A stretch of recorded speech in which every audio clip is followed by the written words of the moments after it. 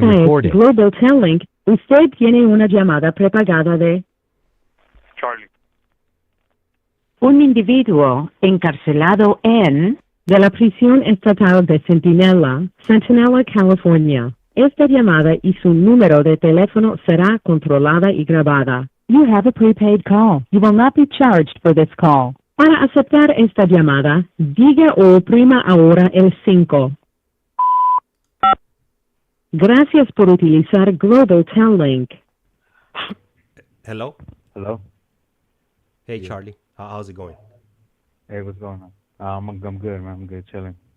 All right. And I want to go ahead and welcome Charlie. He's going to be the newest guest on You Have a Collect Call From, and he's calling in from Centinela State Prison, and we're going to go ahead and have him share his journey of his life, pretty much.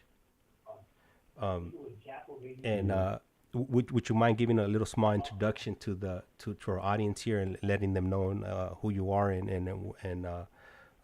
you know where you're at?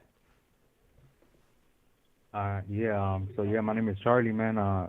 33, right here, Centinela State Prison. My 4th prison term. I'm originally from South Central.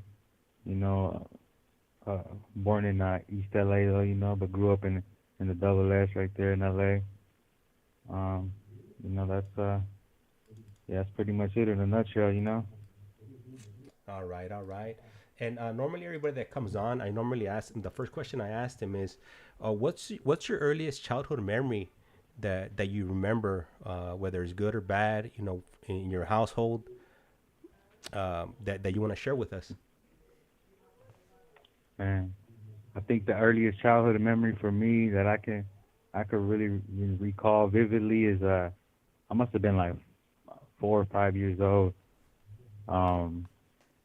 My dad was arrested. I think we were living in Boyle Heights, and I just remember like my mom looking in the window, like pulling the curtains back. She was holding my little baby brother. He was not even a year old. It was 4 of us at the time, all under 5. I think I was like 5, yeah. Newborn, and I just remember her looking in the window, and then like telling my dad something. I remember my dad just running to the restroom, and like trying to put on his pants quick or something, and close the door behind him. I didn't know what was going on, and then all of a sudden, like, I just remember seeing like, I don't know if it was a SWAT team or what. I'm a little baby. I don't know. I just seen big guns and cops everywhere. It looked like out of a movie, and I was scared, and I just see them bust down the door. My dad trying to jump out through the window, and they pull him out in handcuffs. My mom's crying, and that was the last time I saw my dad for some years, Yeah, that stuck with me for forever, for sure. And you mentioned right now that you didn't see your dad for years. Do you recall what age you ended up seeing him again after him going away?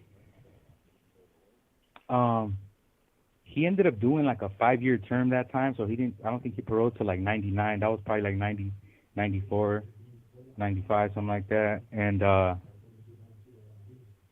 fortunately for me at the time, I think it took about a couple years. I think I was a little older when finally like my dad's mom, my nana, she started taking me to go see him. So she was real sick. She was diabetic, so it wasn't often, but here and there, I would get to go see him. I remember going to like Chino as a kid to go see him, Easter egg hunts in the visiting room, trying to, see my pops. And it didn't happen often, but it happened, a handful of times. And then finally he paroled 99. I got to see him. Man, but he wasn't, I don't even think he lasted a month. He didn't even last a month out. I remember he ended up paroling like right before my birthday in October, and I was happy. I was really excited, like, damn, my dad's out. You know what I mean? My birthday's coming. He's gonna be out for my birthday. And man, the day came and went, and he didn't show up, man. And I was devastated. And I grew up in after my dad got arrested when I was 5, it was too much for my mom. 4 kids. I was like 5. My brother Johnny was like 3. Bubba was probably like barely gonna be 2, and my little brother Michael was an infant. So it was a lot for her, single mom, and so she sent me to go live with my grandparents. So that's where I ended up at, and yeah, that's where I grew up with my grandparents from that point on. So you Yeah, had that's where I was at when yeah. so you had mentioned What? you were born on the east side, right? And then when you moved with your Yeah. grandma, is that how you ended up? You ended up in South Central? Yeah, that's exactly what happened. I ended up in South Central, 'cause that's where she was at. I was on my mom's side of the family. So on the east side, it was my dad's side of the family. Oh, okay, okay. So when you went off to live with your grandma, was it just you that went, and the rest of your mom stayed with the rest of your 3 brothers? Yeah, yeah, that's exactly what happened. Man, it's crazy 'cause I remember like it was yesterday. I remember we were living in like Downey somewhere, and I remember my mom telling me like, we're gonna go to grandma's, and she's packing a bag for me, And I'm a kid, I don't know I'm thinking we're all going to grandma's, we're all gonna live with grandma, yeah. Yeah. And then that night, like I remember crying, dude, when she left. And my aunt. Esta llamada y su número de teléfono será controlada y grabada. Yeah, my aunt and my uncle, everybody trying to cheer me up, and like they took me to the corner to rent a movie for me. I think it was like Shazam or no, the Shaq movie. I don't know. Anyway, yeah, they're trying to cheer me up and shit. Yeah. I just remember like it was yesterday. You know what I mean? But I resented her for a long time for that. Like, man, why me? Why did you give me up? You know what I mean? Yeah. But I guess it was what was best. I don't know. And once you went to live with your grandmother, did your mom come visit you often? And if she did, how when would she come see you? Man, I love my mom. Yeah. Despite everything, I love my mom. But she wasn't always there. And I'm sure it was still hard for her. Raising 3 other kids still, and but I didn't see her that often at all, and yeah, it was sometimes. I remember one time, I think I was 10 years old. Yeah, I was like in the 5th grade, and I had got sick. One of my aunts came to see me, brought me a gang of candy. I'm eating the gang of candy, and I got sick. My stomach started hurting. The next morning, my grandma takes me to the doctor. And they tell her, oh, he's dehydrated. He needs to go to the hospital. I'm in pain, like extreme pain. Like I couldn't even walk. I get to Killer King, man. They take me to Martin Luther King. Worst hospital ever, man. You know what I mean? Yeah. I get there, and the doctor's like, this kid's not fucking dehydrated. His appendix is about to burst. So, unfortunately, when Hispanic families, moms, whatever, they give kids up.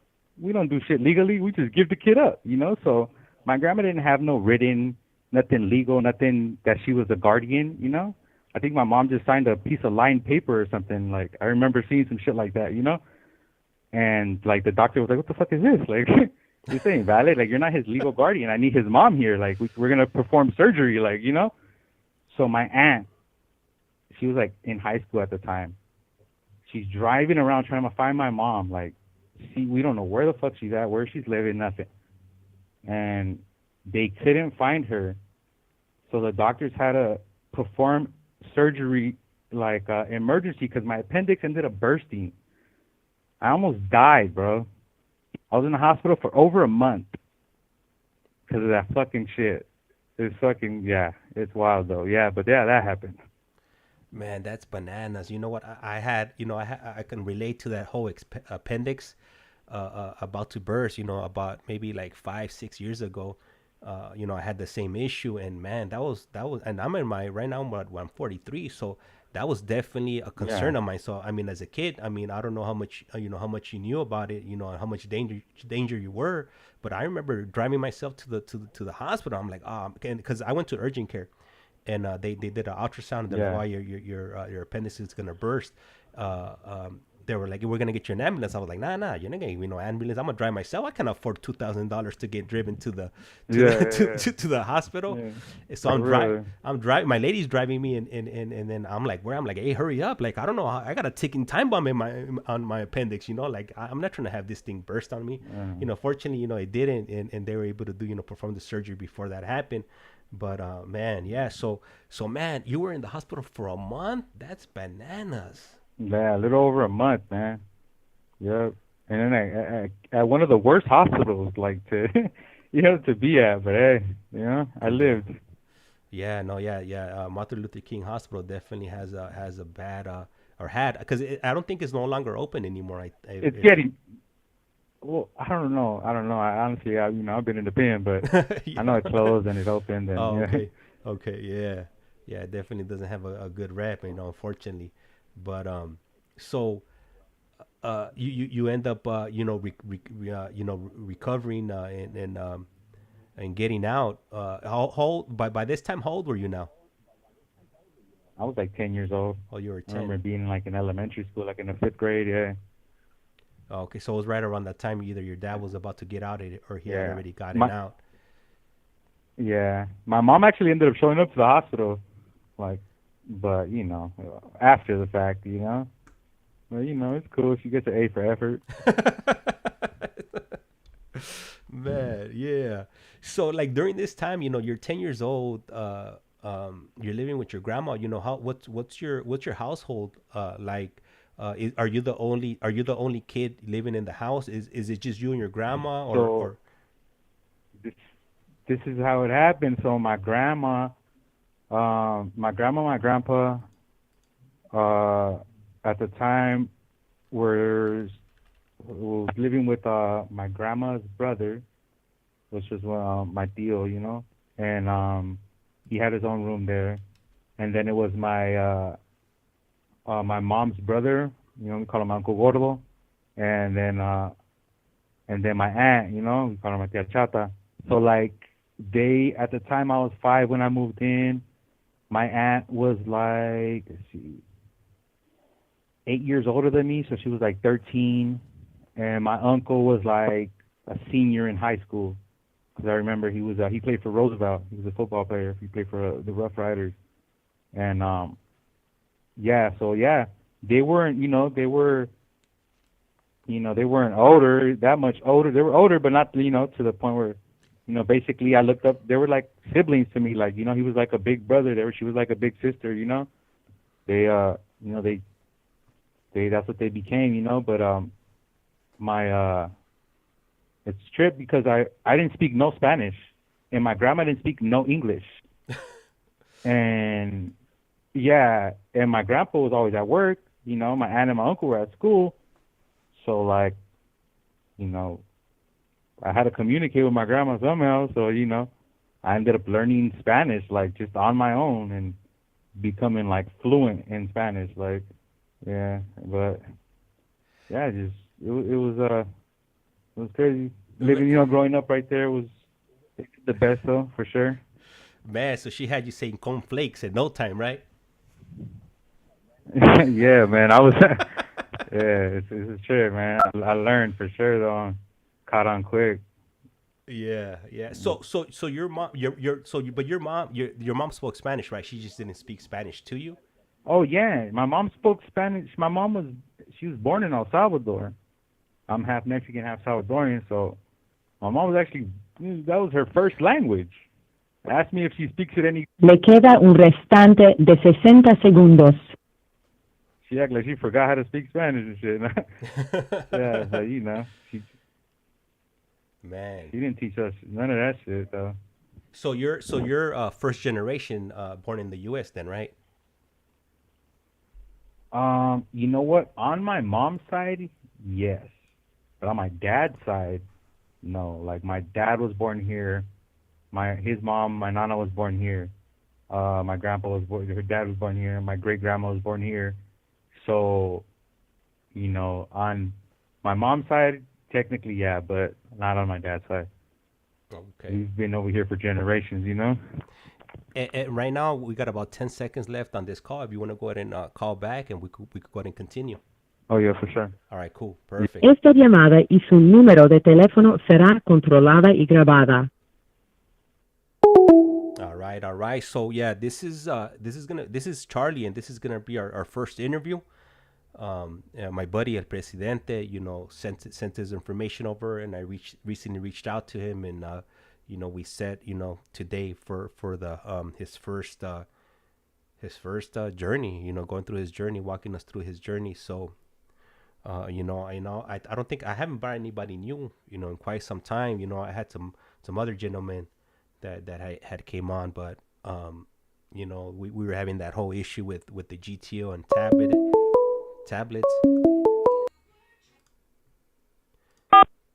This call is now being recorded. Global Telling.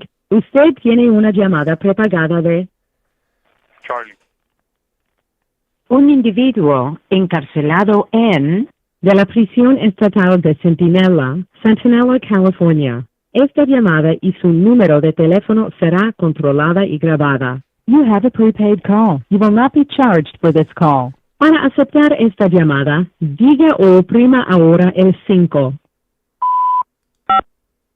Gracias por utilizar Global Tel-Link. Hello. Hello.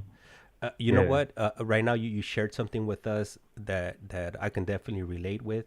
So me, like you, my mom's also, you know, she's from San Salvador. She was born there, and you know, she came here in the 70s.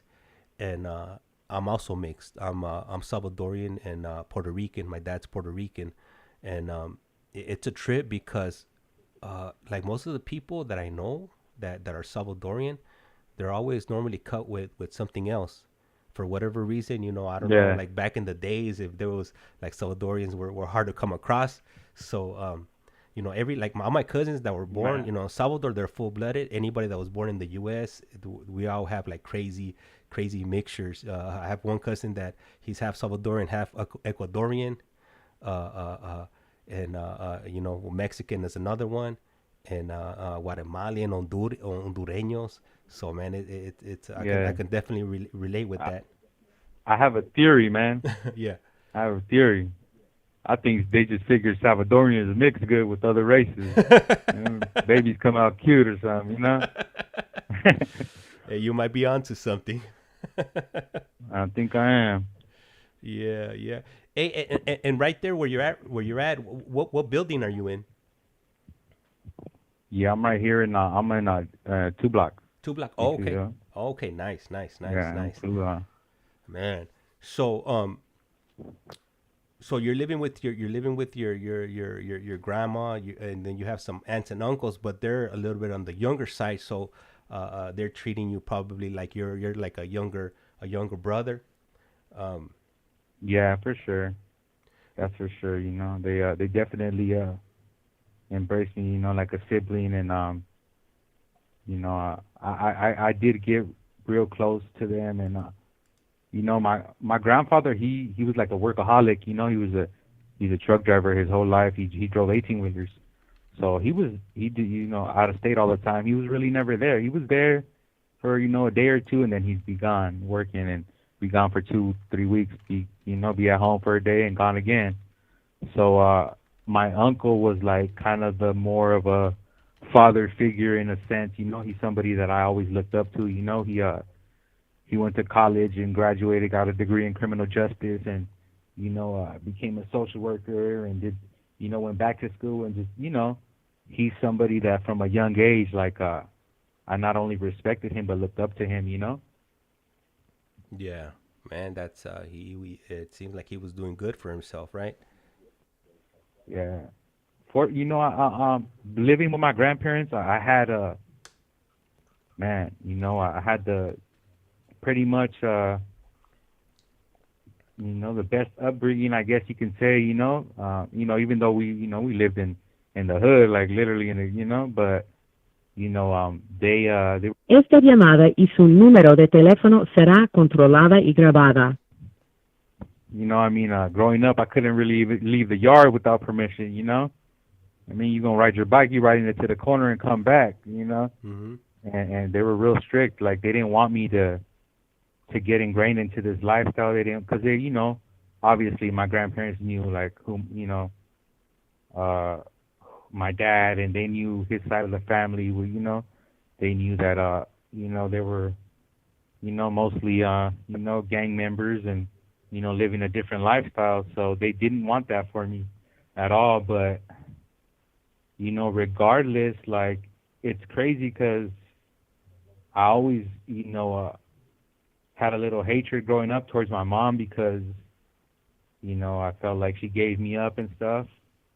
But I never felt hate towards my dad, you know, for whatever reason it was, you know. And I now I see, like, you know, obviously it was unfair towards my mom, you know, and, you know, but like I never, you know, I just felt like, oh, well, you know, he's not there because he wants to be there. I don't know, you know, growing up what I thought, but I think at the same time it's because that's my dad, and, you know, I looked up, you know, I wanted to be like him, and, you know, but it was, you know, growing up on that side of the family, they kind of glorified, you know, that lifestyle, so, you know, that's what I knew, you know, and we kind of normalized it. You know what I think it is? I mean, as a kid, you really don't know like what's really happening behind the scenes. You really don't know what it is. Now, when you start getting older and you can start piecing all this stuff together and it all makes sense, you know, of the things that were going on that you weren't aware of or you didn't know how to process.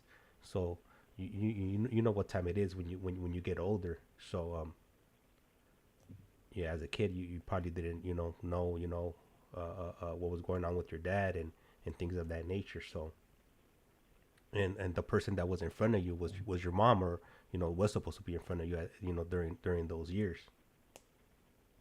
Yeah. Yeah. Yeah, for sure. So let me ask you, so you know, your grandma's Salvadorian, man, how do you like the los tamales salvadoreños? Oh man, I love them. I ain't gonna lie. I really do, like Christmas time and, you know, Thanksgiving. One of my tia Irma used to always pull up with a big old pot of them, you know. Yeah. Love them. Yeah, Man. pupusas. My grandma used to make pupusas. Man, I'm in there. Yeah. What? Yeah, man. Yeah. I love them, those tamales, the Salvadorian ones with those big chunks of chicken and potato. Yeah. For sure. Have you ever been to El Salvador? You know what? Unfortunately, I haven't. It's so growing up, my grandma used to go here and there, and, you know, my aunt would go, and there were so many trips I missed out on because of just me being a knucklehead and, you know, getting in trouble. Trips to Mexico, trips to Chicago, and so I missed out on a trip to El Salvador because of bad behavior, right?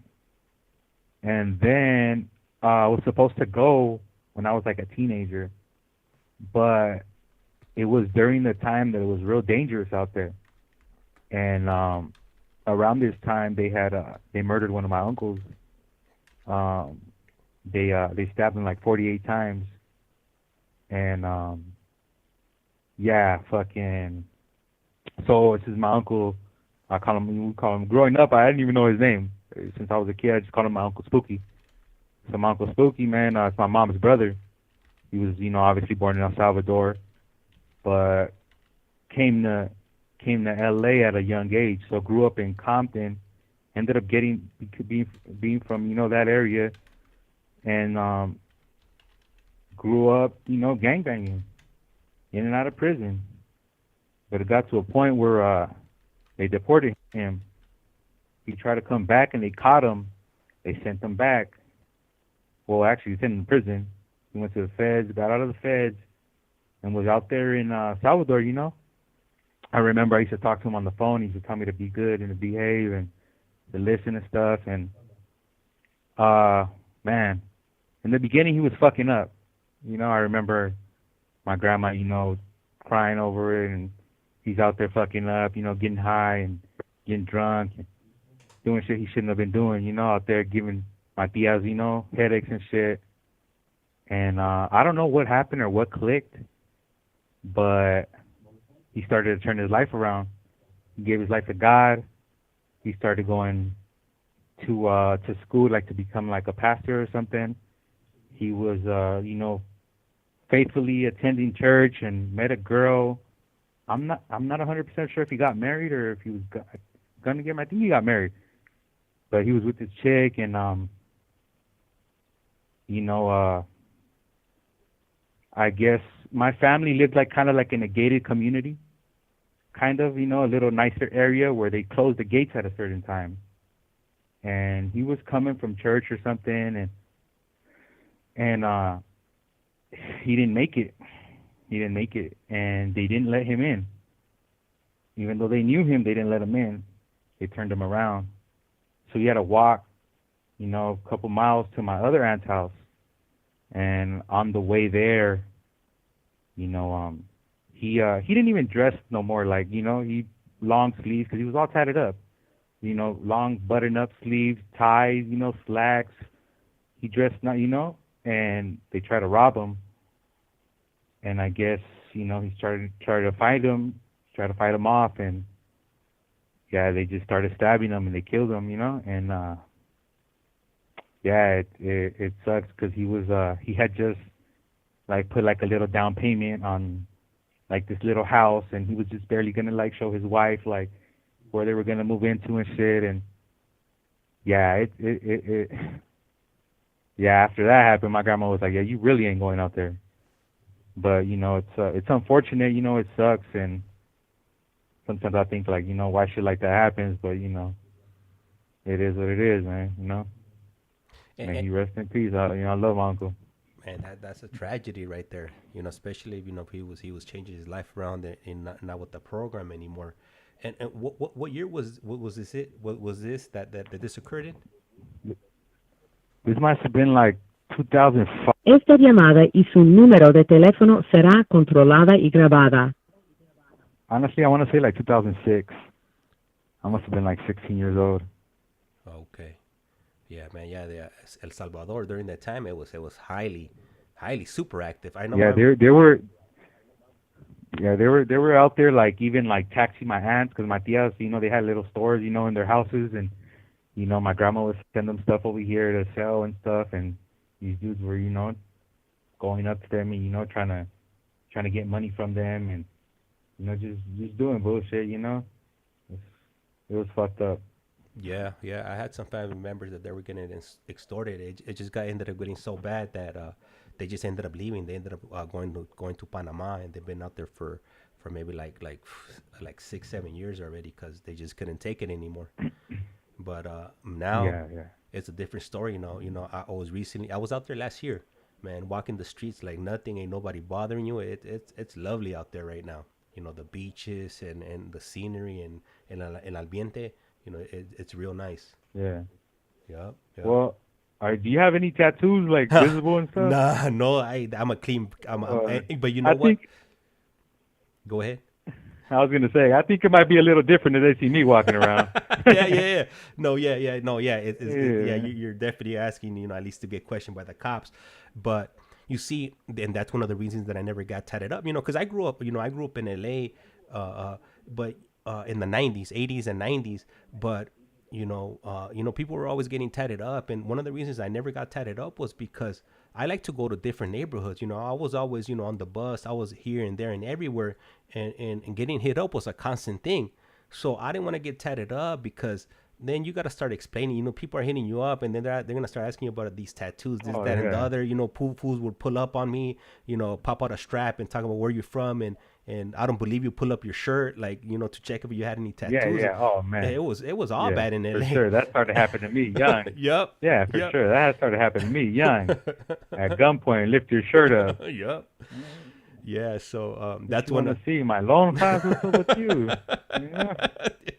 You want to see somebody? What the fuck? Yeah. So so I'm glad I never did that, because now I'm able to go wherever I want, and in El Salvador, that's something that they're gonna question you about if you look a certain way, and out there, Oh yeah, I'll stop. they're not playing around. They'll cuff you up and throw you in jail without any charges, and they'll figure it out. Better safe than sorry out there.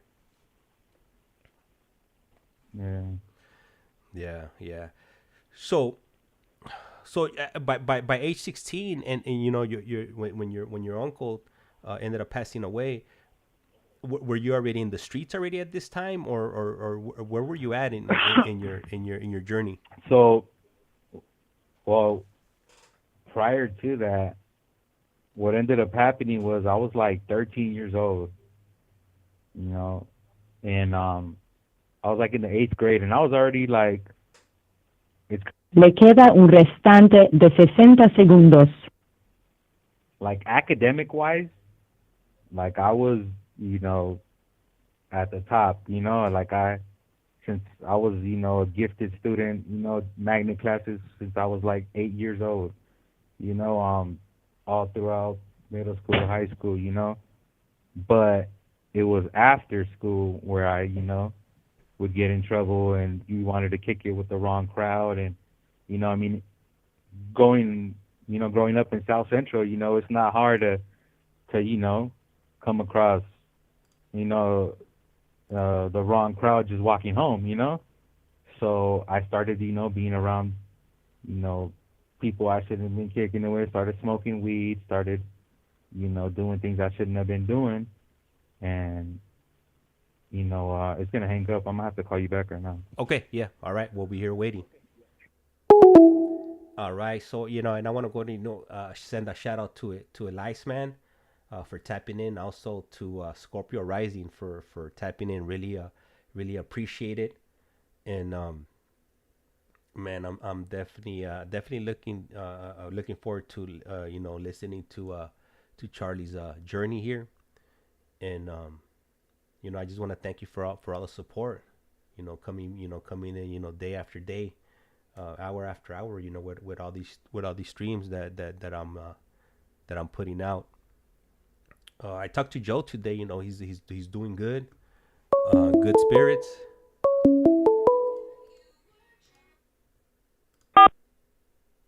Esta es This Global call is now Talent. being recorded. Usted tiene una llamada prepagada de Charlie. un individuo encarcelado de la prisión estatal de Centinela, California. Esta llamada y su número de teléfono será controlada y grabada. You have a prepaid call. You will not be charged for this call. Para aceptar esta llamada, diga o oprima ahora el 5.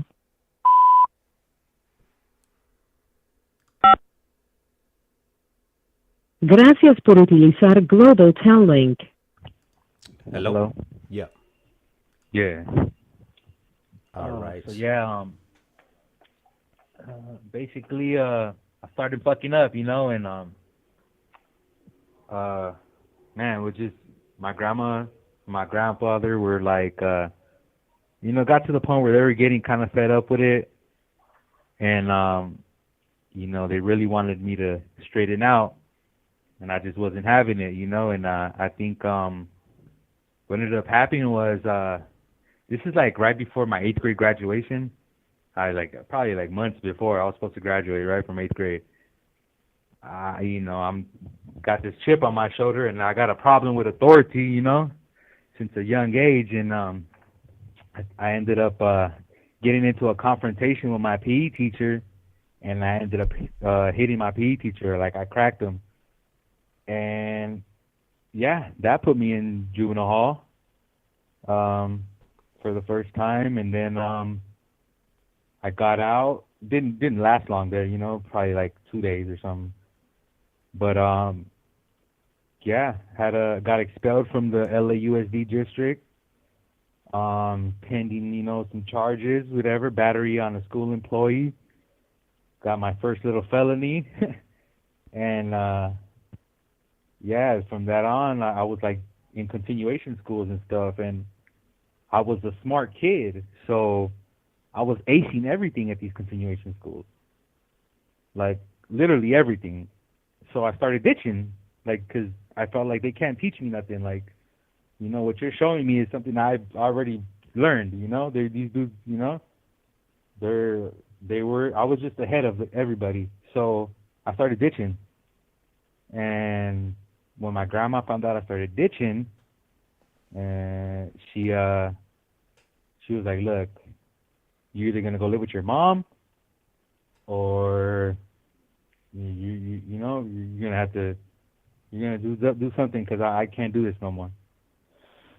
So at this time, my uncle Gordo, the one, you know, I was that I looked up to, that I was raised with, you know, he was already, you know, already had his career, had already got married, had a daughter, had a little 3-year-old girl, had already moved out of the house, bought a condo in Lancaster, and was doing good, you know.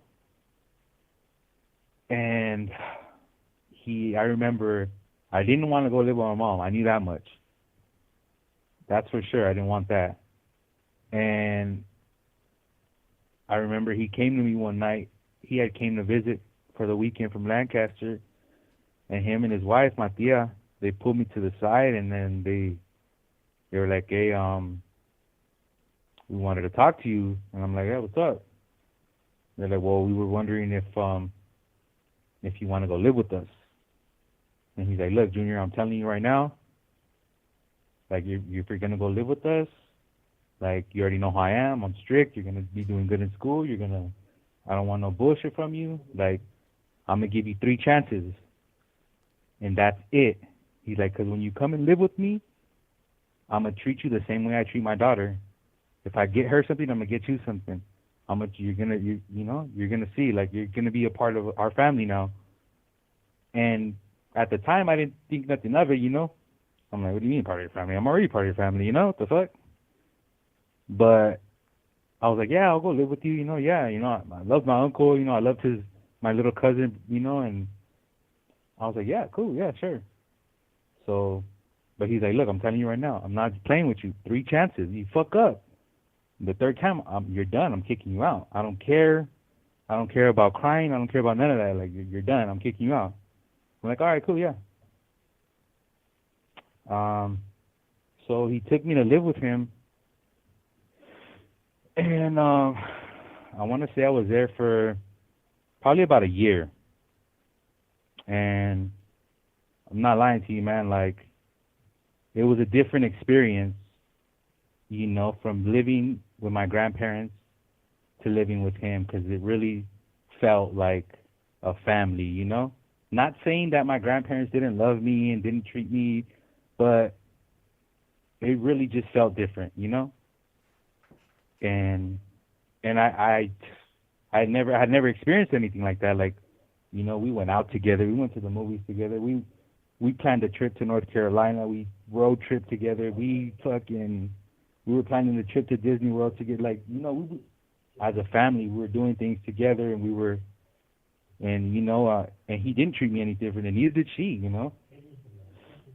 But man, he wasn't lying about them three strikes, you know, 3 chances. That was it. And I fucked up one time, got in a fight at school. That was strike 1. I fucked up another time, like getting into it with the teacher over some bullshit. I don't even remember what. They sent me home. That was strike 2.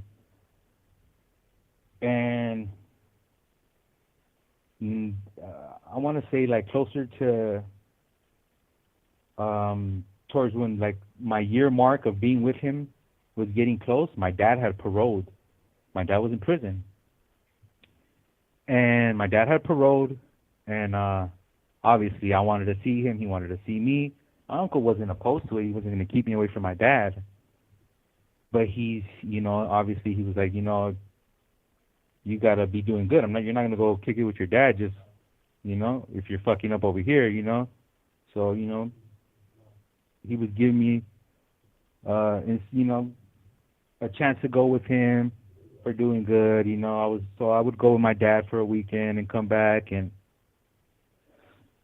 my uncle says that he thinks I started fucking up because I wanted to go live with my dad.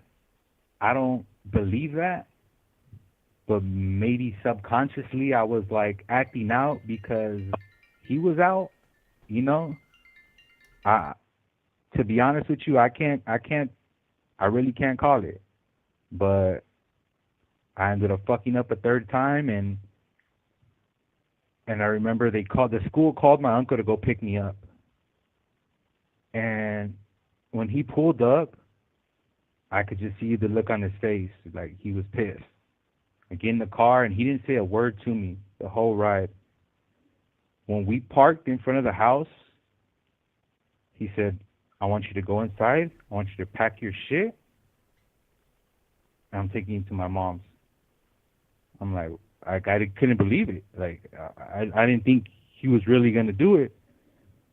But, man, I ain't even going to lie, man. I cried, you know? I really did cry. Like, I didn't. Esta llamada y su número de teléfono será controlada y grabada.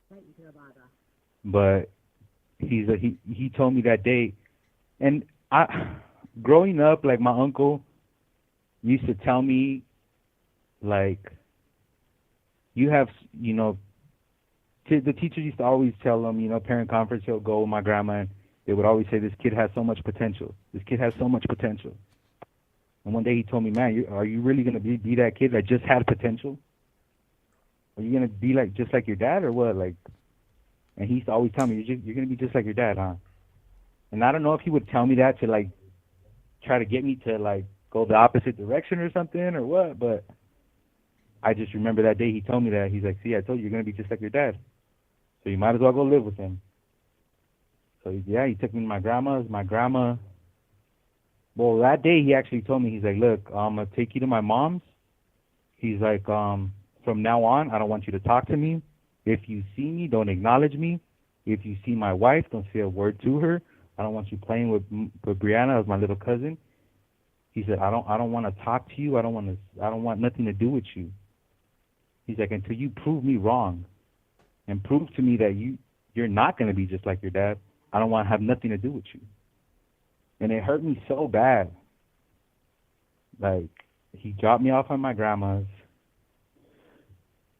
And, man, my grandma ended up calling my mom. And I ended up fucking going to my mom's, and I didn't even last a month. I got into it with my mom. We're arguing back and forth, and I don't even remember over what. Next thing you know, I just remember her telling me, well, get out. Oh, you want me to get out? Okay, I'm going to get the fuck out then. Esta llamada y su número de teléfono será controlada y grabada. I know at the time she probably didn't mean it. I know she was probably just mad.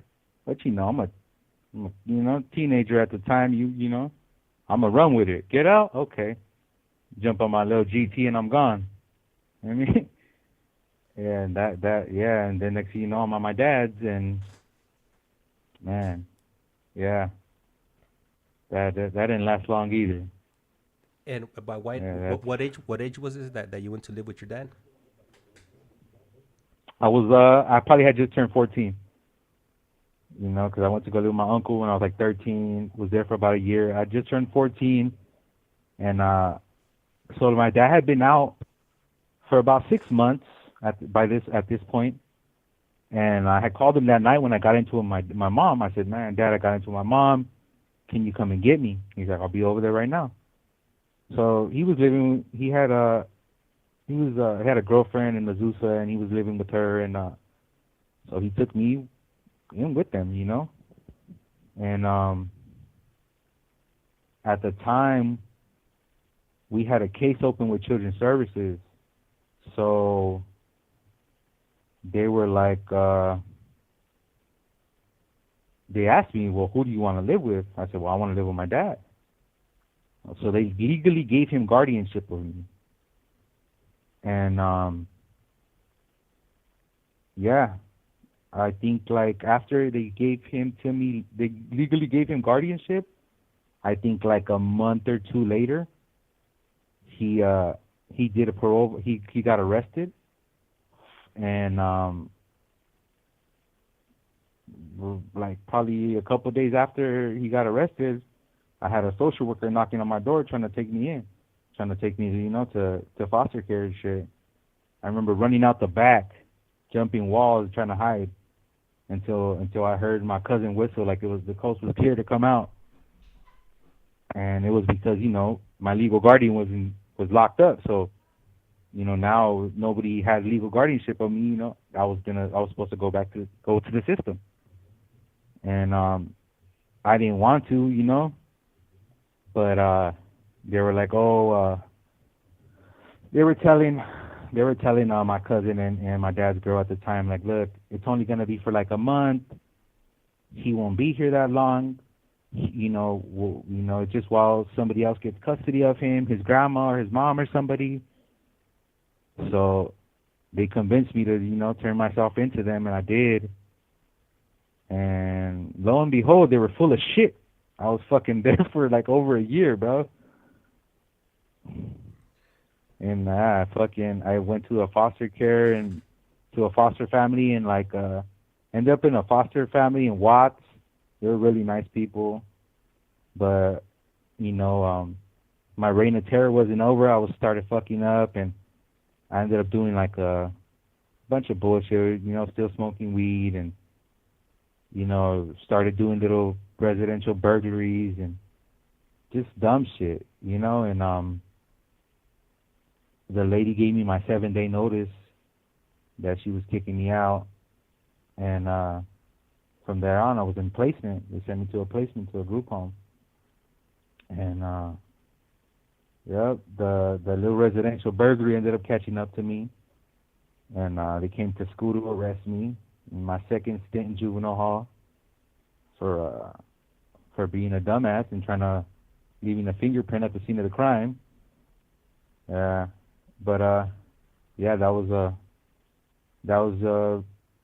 Got arrested again, got put on probation, stood in placement for a minute. I was in placement,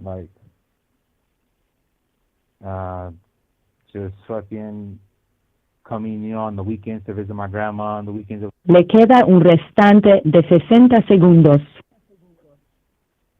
And till after about a year, a little over a year after, I finally got the opportunity to move in with one of my grandmas in Pomona. So she ended up taking me in, and I moved to Pomona. And I was probably like 16, and I moved out there and started going to school out there, and still, obviously wasn't on my best behavior, Yeah. I know it's about to cut off right now. If you want to go ahead and give us a call back. Oh yeah, for sure. I'll hit you. All right, cool, perfect. All right. All right, so you should be calling back shortly. We hit that 15-minute mark, and as you guys know, if you guys are familiar with GTA or garbage till link, like I like to refer to them as, these calls are automatically disconnected after 15 minutes, and he should be calling back shortly. Once this call reconnects, we'll go ahead and hand over the mic to him and have him continue, down his journey. So right now we're we were at about age 15, 16, and man, those years I could definitely remember where I was at 15 and 16. You couldn't tell me anything. I was gonna do what I was gonna do, and that's what it was, and I was gonna figure it out. This call is now being Esta recorded. es Global Telling.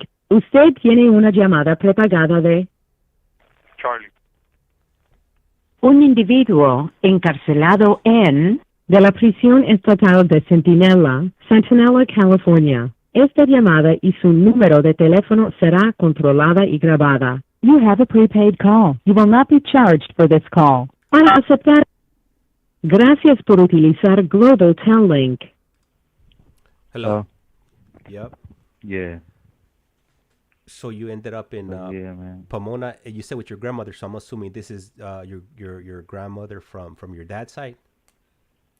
So yeah, at that point, my dad's mom had already passed away, but my grandpa, his dad had before, years before, had remarried and had kids with I call her my grandma Brush. You know, she passed away a couple years ago, but my grandma Brush, she grew up in Lincoln Heights, Parkside. You know what I mean? Old Pachuca, man. I love my grandma Brush. She was cool, but she was willing to take me in and give me a chance, and I ended up moving in with her and my dad's brothers and sisters.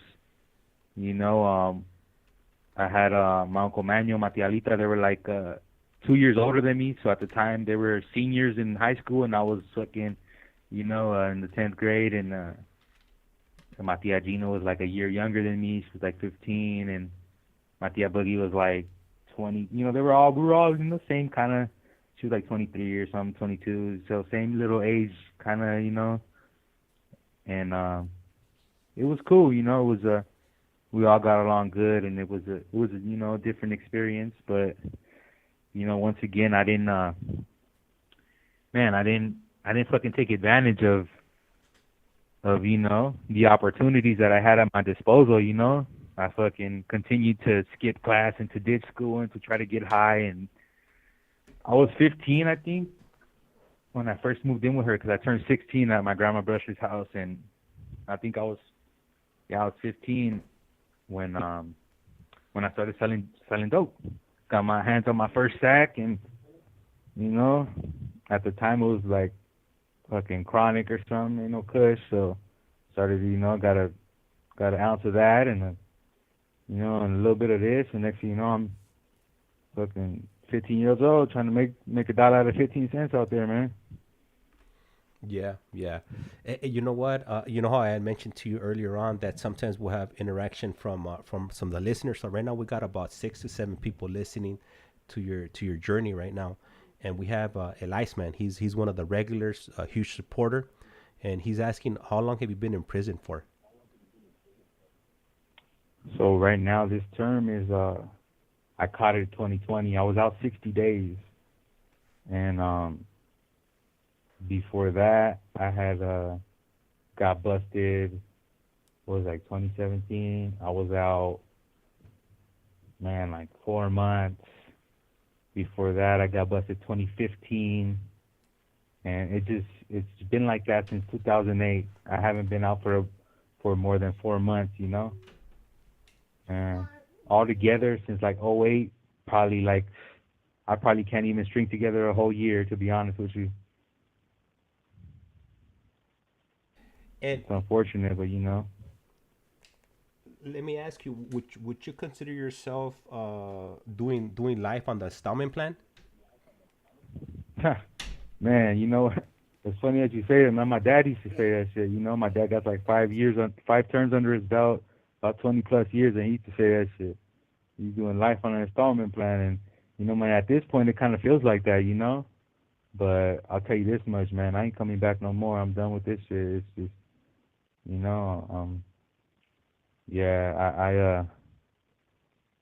think I really this time it really opened my eyes to everything, and I'm really done. And obviously I ain't getting any younger, and I just, I see my pops, as a prime example, like I said, 20 some years in the system, already in his mid 50s right now, and he ain't got he got no property in his name. He ain't even got a car right now, he ain't got, I don't even think he got good credit, to be honest with you.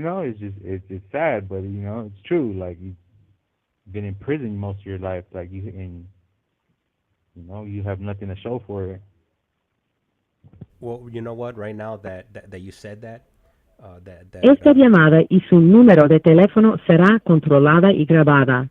In my opinion, right now, it's probably one of the best times, to change your life, because they got so much assistance, when you're coming out of prison, whether it comes to, to housing, getting up on your feet, helping you, through the ropes.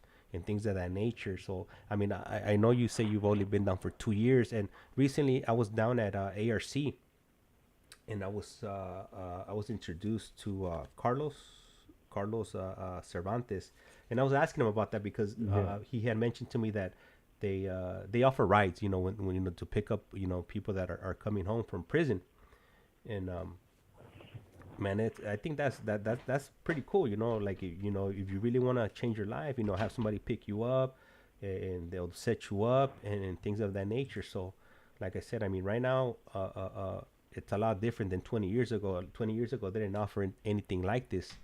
So now, if you want to change your life, it's in your hands right now. Oh yeah, the opportunity. Yeah. Yeah, the opportunities are definitely there, for sure.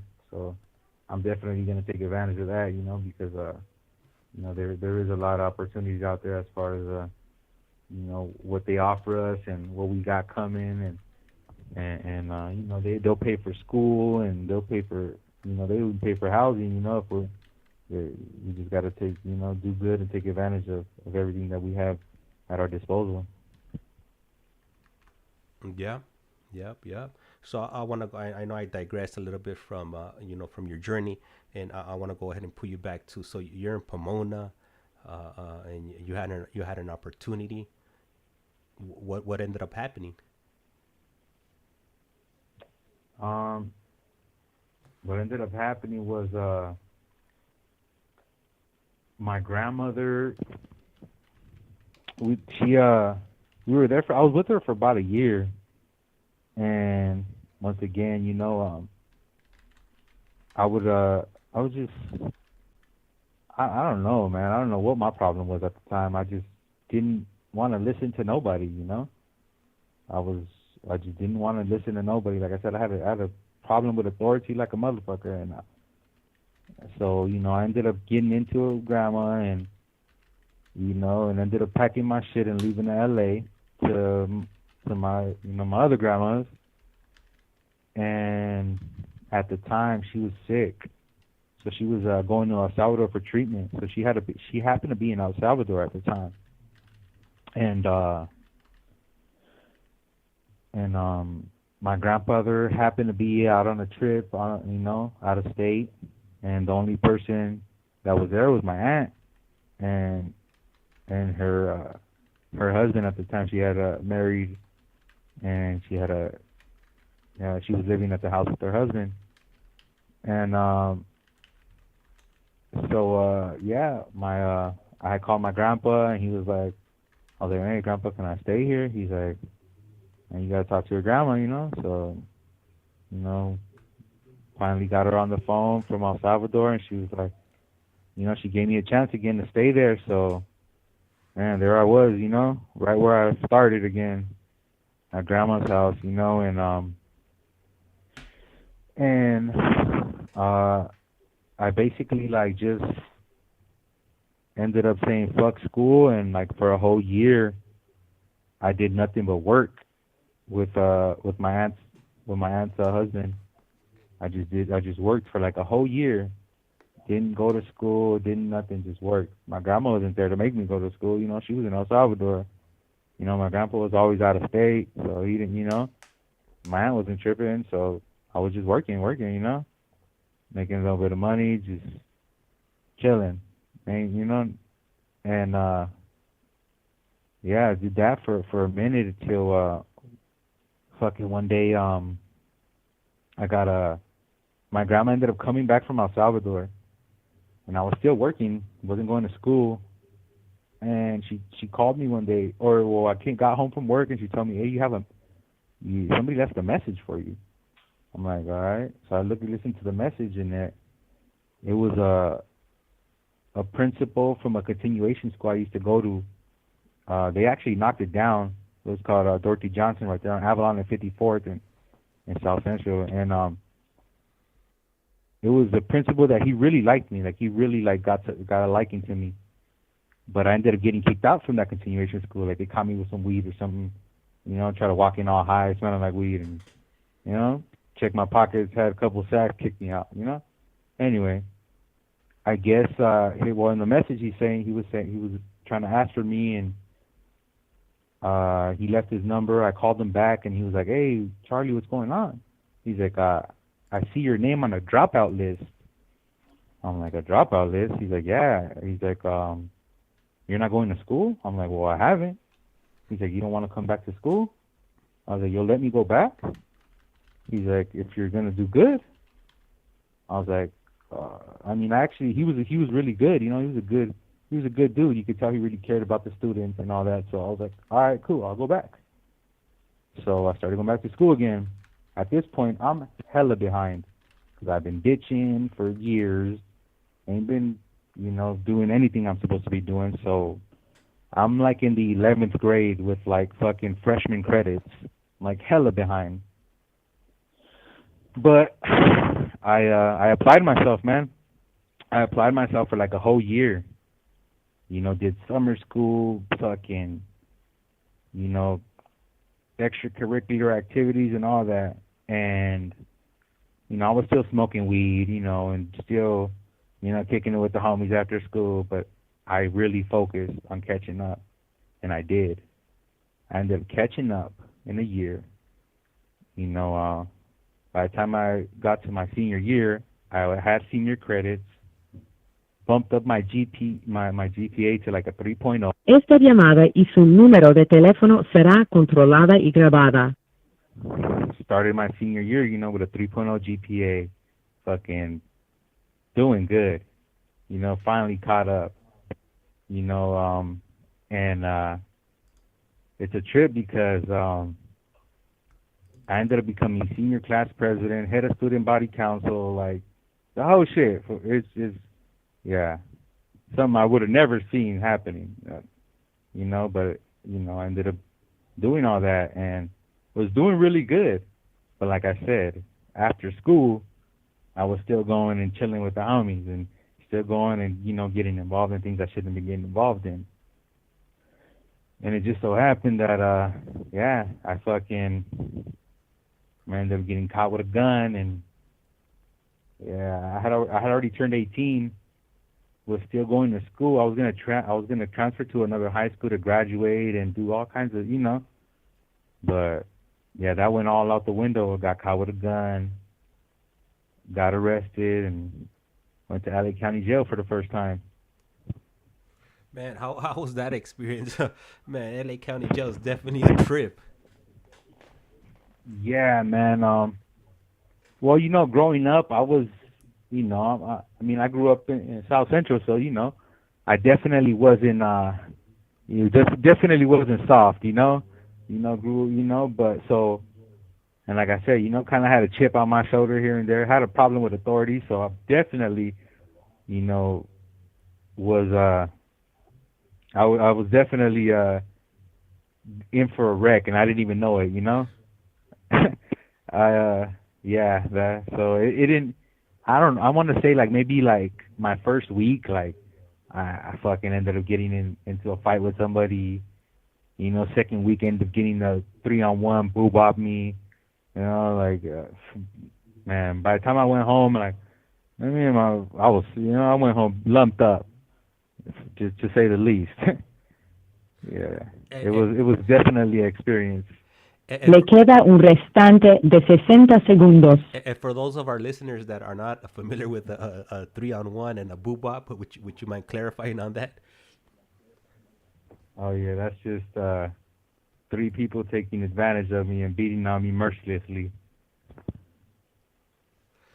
And it was because for about 30, about and what was it, like 39 seconds? 26, 39, yeah, Yeah, it's bad. All you can do is try to focus on one person. Yeah, that's how you can do it. And I know that's your best bet.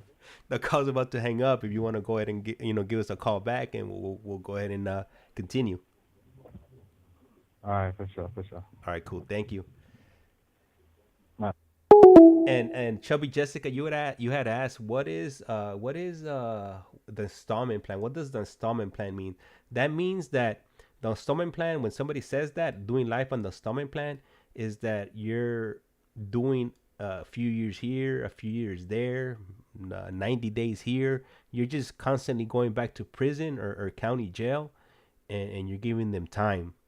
You know, you're always up to you're always committing crimes, and you're never able to stay out. So if anybody ever says the installment plan, doing life on the installment plan, it was that they never caught a major case. They're always catching smaller cases and doing time here and time there. Esta This es call is now Global being Telling. recorded. Usted tiene una llamada prepagada de Charlie. un individuo encarcelado de la prisión estatal de Centinela, California. Esta llamada y su número de teléfono será controlada y grabada. You have a prepaid call. You will not be charged for this call. Para aceptar esta llamada, diga o oprima ahora el 5.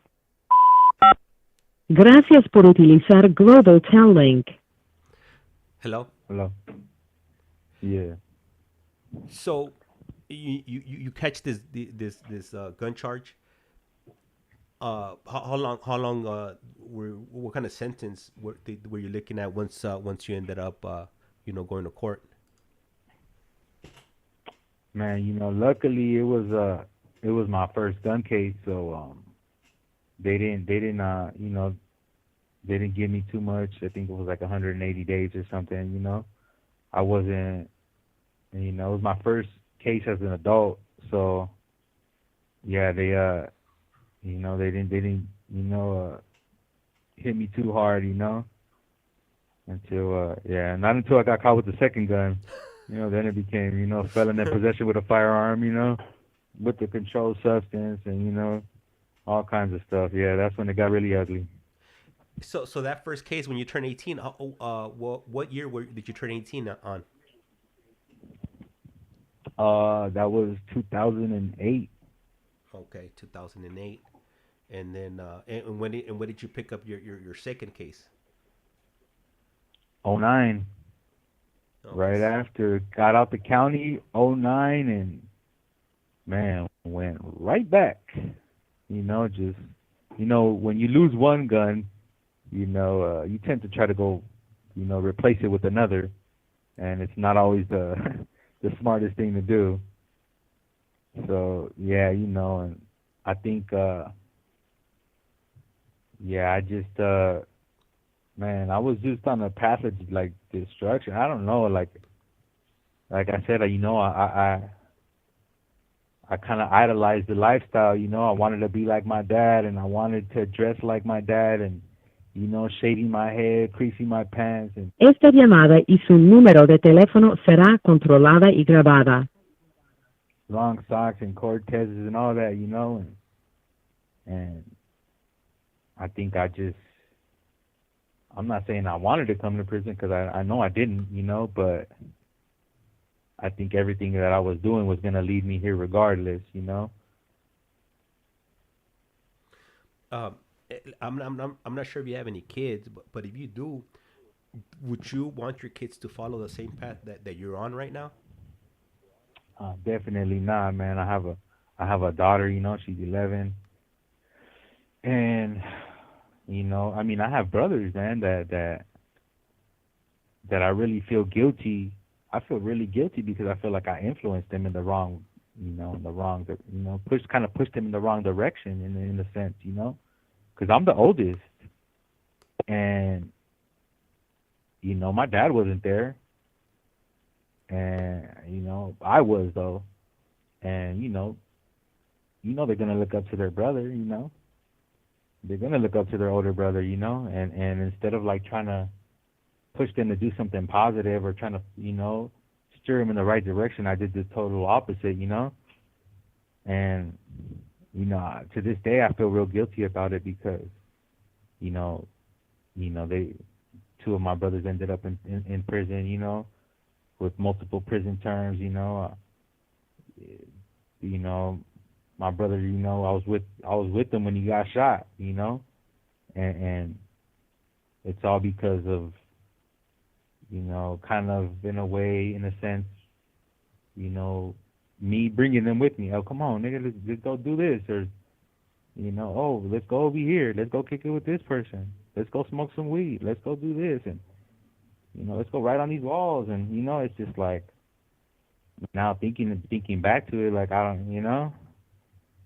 felt like I was definitely, a negative influence. And I think the only bright side to it is that it's never too late to change and to show them something positive, So that's one thing that I'm definitely looking forward to, is to getting out there and doing something with my life, because I'm old, but I ain't that old, and I could definitely get out there and be a productive member of society, and do something with myself, and hopefully, at the same time, try to pull my brothers out of whatever little funk they might find themselves in right now, whether it be their addictions or the gang life or whatever it is, because I definitely feel like I'm partial to blame, Yeah, but yeah, so I mean, you went down that path and you didn't know you were gonna influence people till it was too late. So, but I mean that's cool of you. Yeah. If you do change your life and then you reach out to them and try to bring them back, bring them up with you. Yeah. So That's the idea. Yep. So you hit county. You have your second. You got a second second gun case. What kind of time or what kind of deals were they offering you at this time? Were you looking at state time? Well, little did I know that, at the time, you're just running around with a gun and selling dope, and, you don't know that if I have a gun and I have drugs in my possession, it's a whole nother charge. People don't know that. I mean, we think we know about the law, but we don't really know. We just know that a gun carries 16, 2, and 3. That's about it. But we don't know if you have a controlled substance with it, it's a whole nother charge that carries 2, 3, and 5. Felon in possession of a firearm with a controlled substance.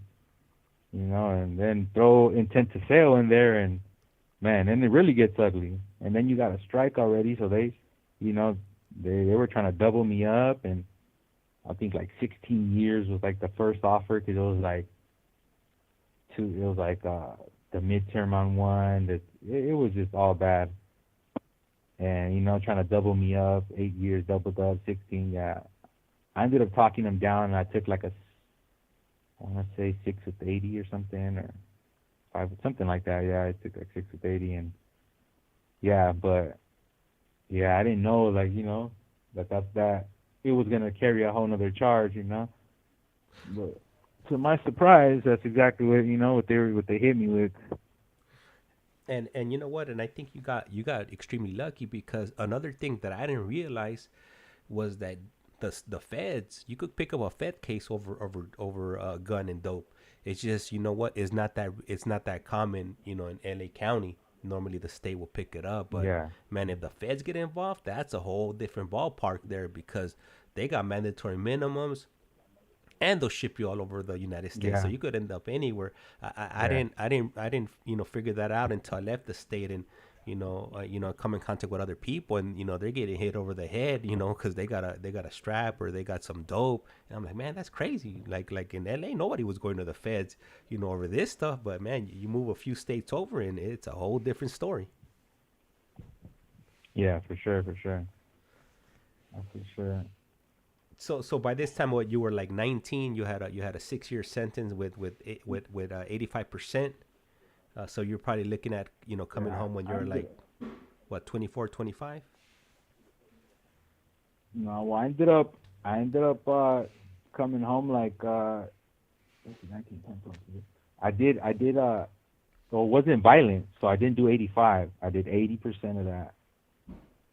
And ended up getting, I think I got my GED or something and got some time off.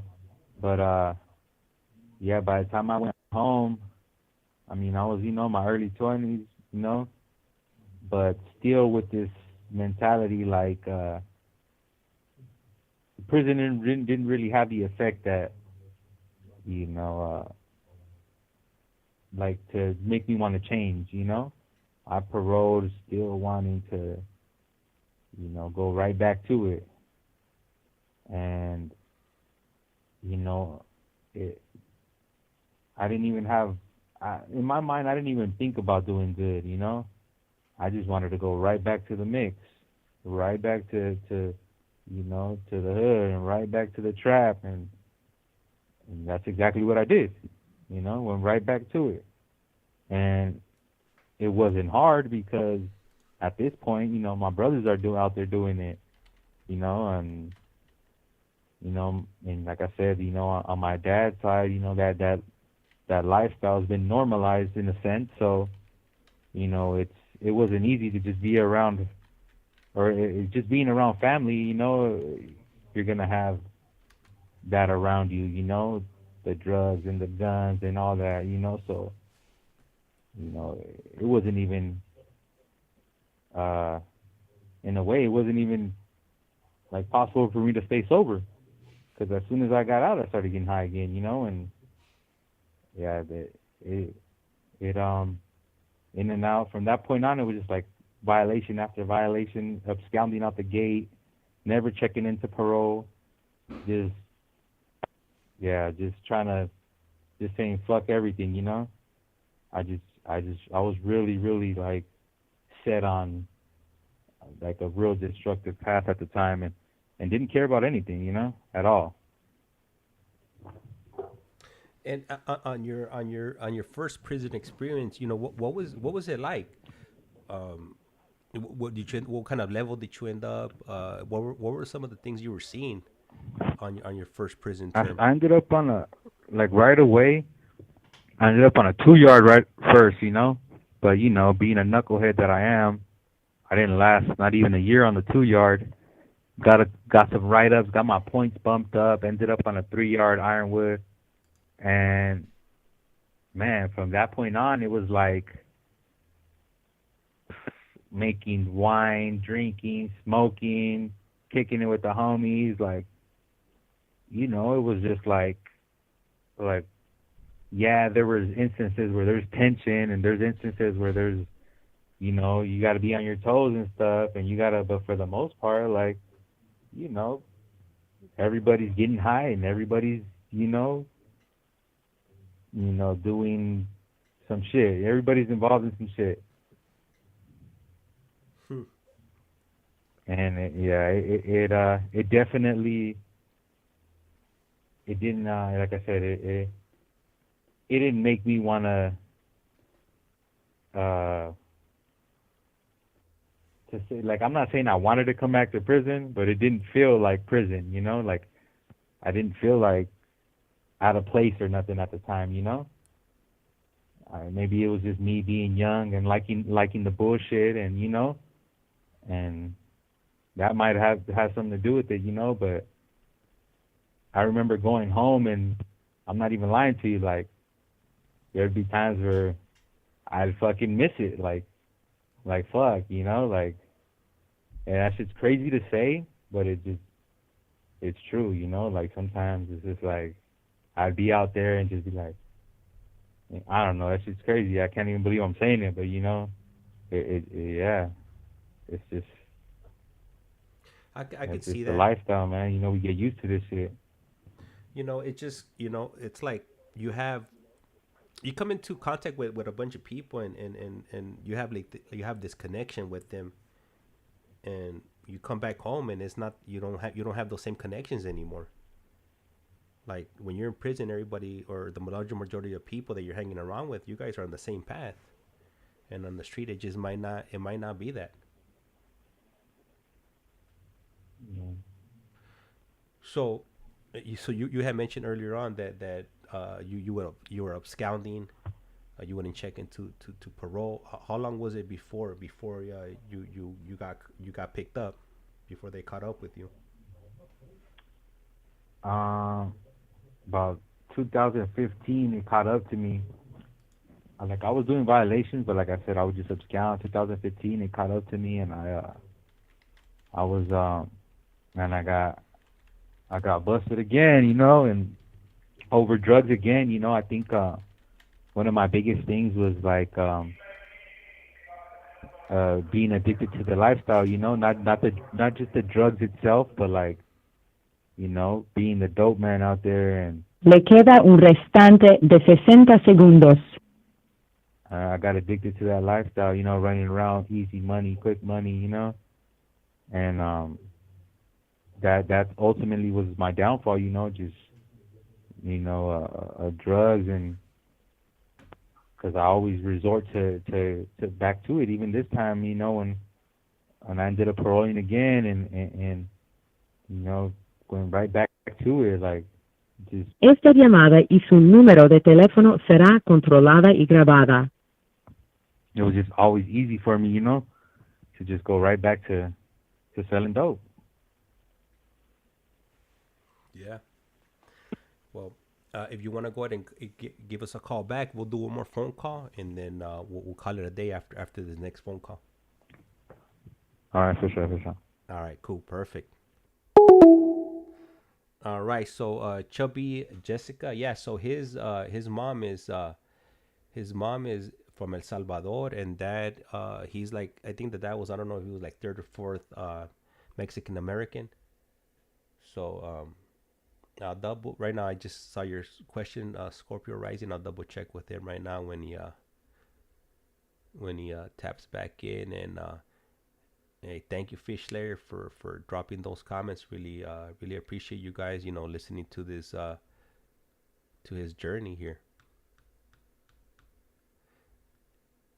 All right.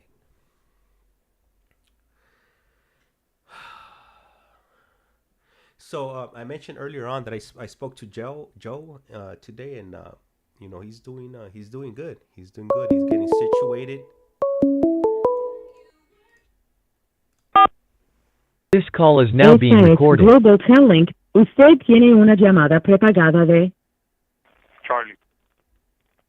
un individuo encarcelado de la prisión estatal de Centinela, California. Esta llamada y su número de teléfono será controlada y grabada. You have a prepaid call. You will not be charged for this call. Para aceptar esta llamada, diga o oprima ahora el 5. Gracias por utilizar Global Telling. Well, Hello. yeah. So one of our listeners here that goes by Chubby Jessica, she's asking a question. She wants to know what drew you to the lifestyle. Man, I think it's like I said, it's been in my family for generations. So like, man, my great grandmother was a gang member. She was my great grandma. She was from Marlene. My grandma, my dad's mom, she was from Compton Barrio Tres. My grandpa was from Willowbrook. My dad's a gang member. My mom. So like, it's all my great grandma, like all her kids. My aunt, she had like 6 daughters. They were all gang members. From Compton to Whitefence to VNE to they were all gang members. So it's just been in the family since forever, since before I was born. So like I said, not only did we normalize it, but we also like idolized it. And I think even to this day, like, we were still, not instilling it in our, in our young ones, but, in a sense, we're not pushing it away from them, And I think that's all it was, like, being around it since a baby, It just became something that intrigued me, and something that I just felt drawn to, especially because, my dad and all that. And right now that you mentioned that you from your dad's side, it's been generations upon generations of being the gang members or living that lifestyle. Now that you're on a different path, how was that taken? Did your family give you any feedback once you told them that you were done with gang banging or your gang? You know what? It's always been one thing that's good about it is that they always embrace change, you know, and they're never opposed to anybody bettering themselves. That's for sure. You know, will we embrace them, and then if they choose to do something negative, yeah, sure. But they're also going to embrace, you know, they're embracing if you decide to do something positive with your life. So, you know, I think that's you know that's one of the good points, you know, that you know, my dad and, you know, and his mom, you know, that they want what's best for me, you know, and you know, they know that they want me out there, they want me to stay out there, you know, they want me to be in my daughter's life, you know, so you know, they definitely yeah, they're definitely on my side when it comes to, you know, me wanting to change and do something better with myself. Hey, Charlie, and I want to share this with you right now. One of our listeners that goes by the name Scorpio Rising, she just blessed you. She just dropped $20 on the chat right now. So what I'm gonna do is I'll go ahead and, you know, send that to you via the Getting Out app, and you should be having that in your next few days. Sometimes some of the listeners feel generous, and, you know, they might drop a few dollars this way, and then, you know, I'll shoot it on over to you. All right, cool, man. I appreciate it, man. Thank you. You're welcome. You're welcome. So, man, so you know, it's been a bumpy road for you, right? You know, from you know, a Yeah. kid to where you're at now. It's definitely not been it hasn't been an easy road. Nah, to say the least, you know. But I think everything, you know, from you know everything that I've been through, you know, I don't think I changed a thing, you know, because I don't think I'd be the man that I am today. I don't think that I'd be thinking the way I think today. I don't think, you know, a lot of you know, the reasons I am the way I am is because of what I've been through, you know. So I think, you know, it's unfortunate that I had to go through some stuff, but, you know, at the same time, I think that I'm gonna use it, you know, use it in a positive manner, you know, to push me forward, you know. Absolutely.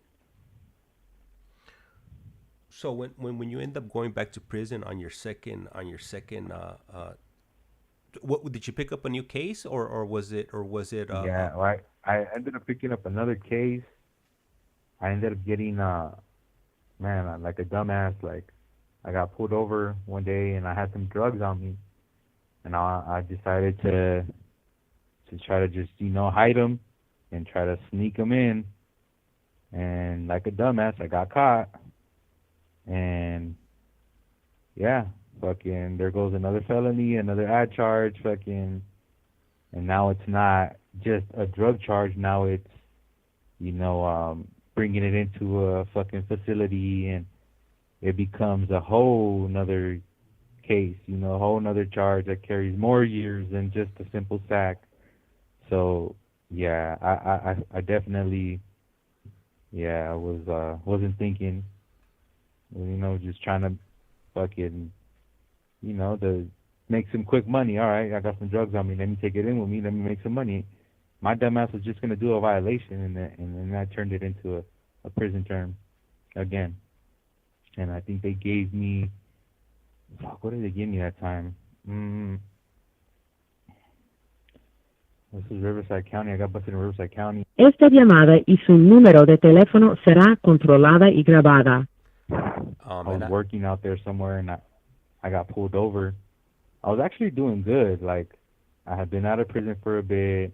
I got a job, got a promotion, like within the first couple of months, a raise, was doing really good.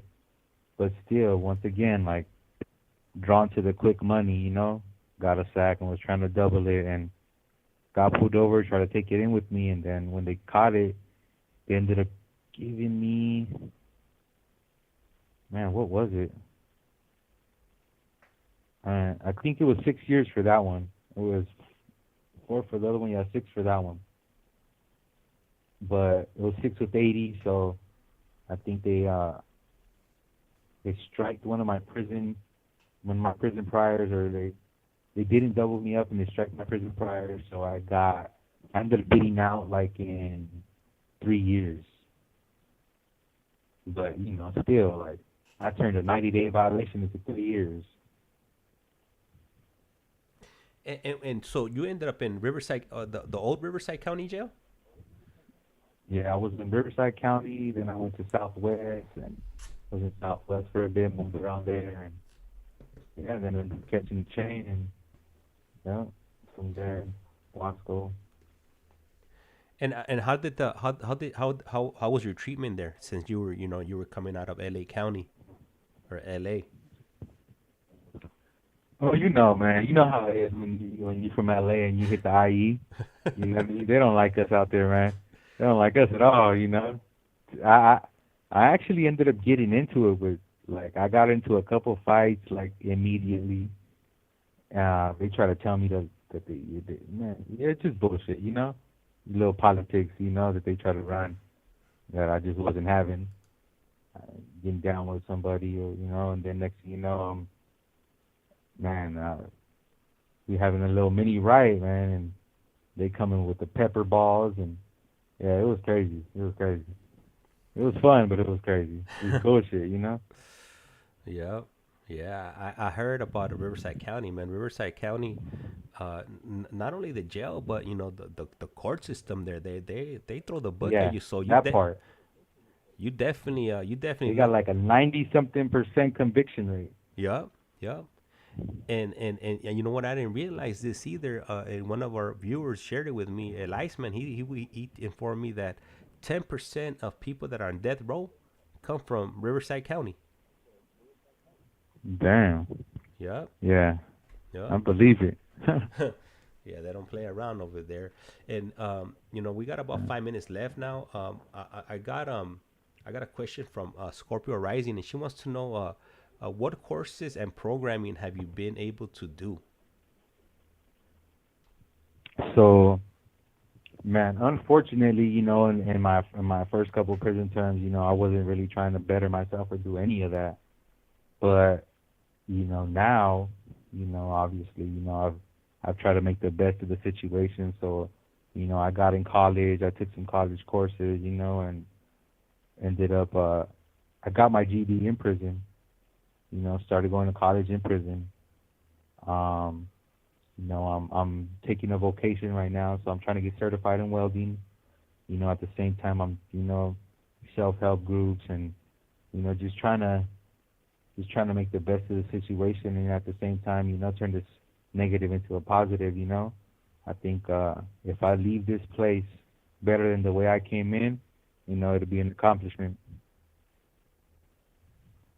Absolutely, yeah. That's always should be the goal. You know, being better than you went in. Yeah, for sure.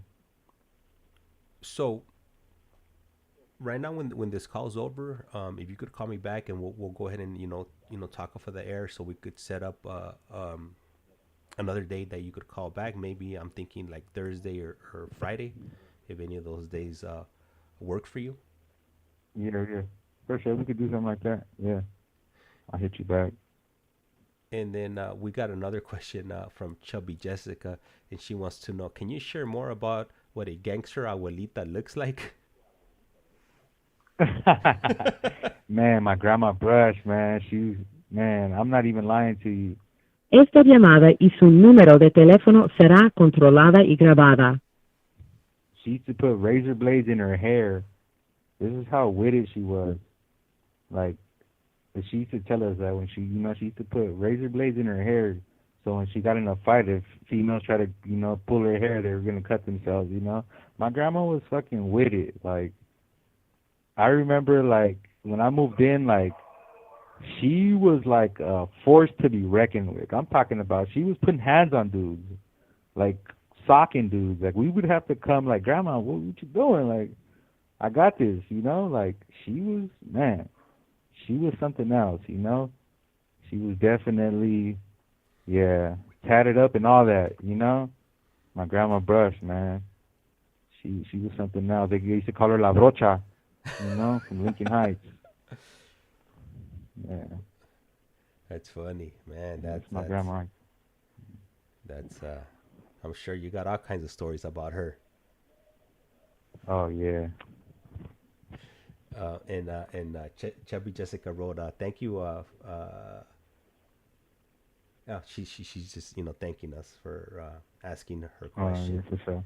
Yep. Yeah. So right now we got about 2 minutes left. Is there anybody you wanna shout out to? You got families, loved ones, or anything like that? I mean, just everybody in general.